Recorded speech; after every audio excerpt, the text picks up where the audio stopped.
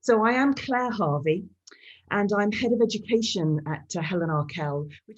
Now, the first item on there, dyslexia. So what is dyslexia? It's a condition that you do not, even with all the help and support in the world, ever grow out of. A mismatch between skills.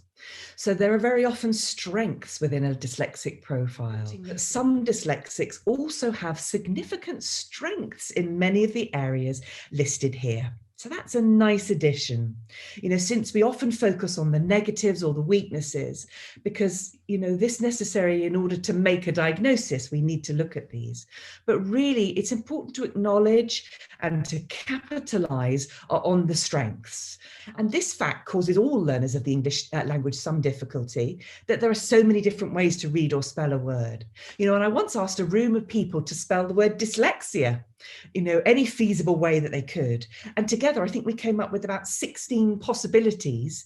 They all said and could be read as dyslexia phonetically. There were plausible options, but there were so many different spelling possibilities.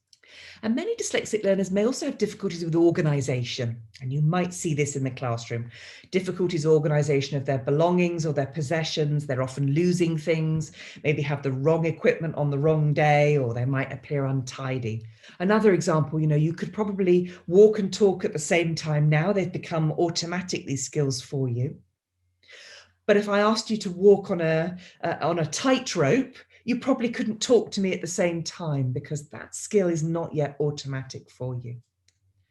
And I wanted to just finish on a positive note, a nice slide here reminding you all of those dyslexic learners' sort of potential strengths.